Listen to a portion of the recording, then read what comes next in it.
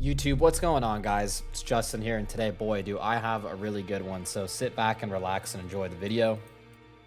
So today's video is going to be about the Souls-like genre in general, and specifically Mortal Shell 2, as this is the new hot release in the genre. It is an amazing game. I love it. I give it a 10 out of 10. I'm going to be playing it until another From Software game or another Souls-like game comes out that is on par with this one, because my goodness, I'm glued to it. That being said, it seems that the casual audience has decided to give this one a try, and I applaud them for it because the game is challenging. Even though there is no stamina bar, which I absolutely love and don't care for, they're still finding it a little bit challenging. And that leads into the topic of today's video, and that is Souls-like games are not for everybody. So for a Souls-like Mortal Shells 2 and Lies of P, you know, if you want to maximize your character, you got to put in a little bit of work. And this is the first thing that a lot of people stray away from these games for, because it does require grinding, whether that's farming or map exploration. Now, I have no shame in admitting it. I did the same for this game too. I like to resort to my YouTube shorts and my TikTok videos. I like to support my fellow mutual friends on TikTok and YouTube who post these videos, you know, and I have absolutely no problem with searching a video up, being like, hey, if I want to do a teal build, what are the best Hearthstones and what is the best weapon to use him? And somebody who has more experience on the game than me is giving me suggestions that I can then listen to and apply for my own run. Or better yet, you can just play the game as intended and you can just find it yourself. And that's also a part of the game. So I don't understand why some people, a part of this audience, find that to be a problem when that's what the game is. And I have a problem with that when you try to say that the game is bad because of shit like that, when you don't even know what kind of game that you're playing. So, of course, some of these casuals are starting to say that the game is too hard, you know, and I definitely can see that if this is your first Souls-like game. First Souls game was Elden Ring, and my goodness, dude, did Commander Nile whoop my ass. I had no problem with any of the bosses, and I really liked all of the bosses up until Commander Nile, because he whooped me for about 4 hours straight. But as I've said a million times, you know, when I finally defeated Commander Nile, that was when I realized that this is the exact thing that addicts people to the Souls game, is just overcoming such a crazy challenge, you know, like Millennia in Elden Ring, she has some unfair moves. Like, it is literally unfair. It kind of goes against the game's mechanics, but when you best her and you defeat her, dude, the feeling is unmatched. So I urge a lot of these casuals to kind of understand that and to try to grind for when they are stuck through their challenge. And again, if you prefer games that hold your hand, there's nothing wrong with that, but again, the problem is when you try to say that the game is bad just because you don't like the mechanics of it, and again, you don't understand what kind of game you are playing. And that leads me into my next point. A lot of people don't like playing these games for how long they are. Now, Mortal Shell 2, I beat in 46 hours, but in those 46 hours, I took my sweet time with everything. I took my sweet time finding my tar stones.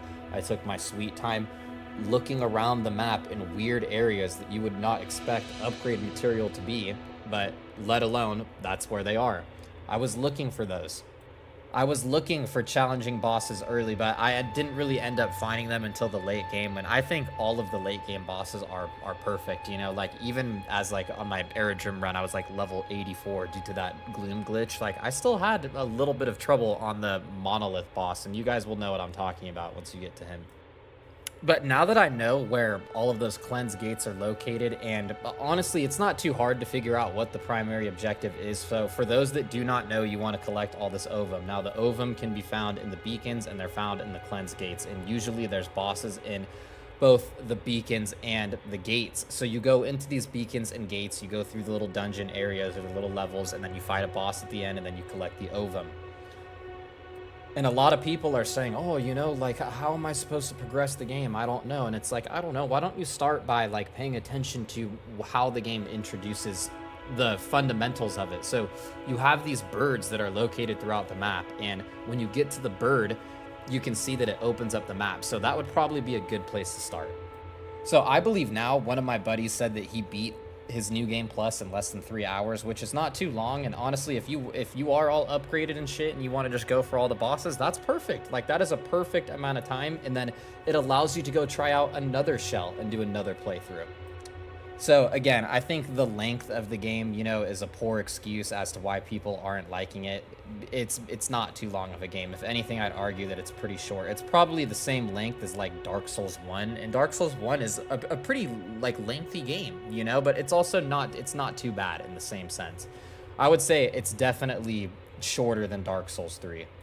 And oh my gosh, my favorite excuse that I love to hear that is honestly just so funny to me is the fact that people refuse to play Souls and Souls-like games due to the difficulty, of course.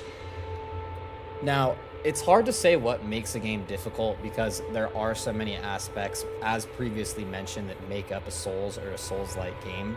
But this is the main factor that strays people away. And I just have to encourage people to just put their head down and to just really give one a shot. And if I were to give a game a shot, that would definitely be Mortal Shell 2, because it's a lot more beginner friendly compared to a game like Elden Ring. The systems in that game are 100 times more complex, and that really is like a go ahead and explore and figure it out type of game.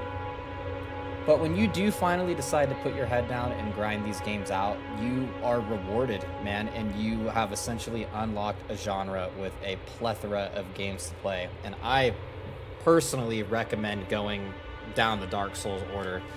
That being Dark Souls 1, Dark Souls 2, Dark Souls 3, Bloodborne, and of course Elden Ring. And then you can thank me later, of course. Alright guys, if you found this video helpful or you liked the video, please feel free to leave a like and subscribe. Until next time, see ya.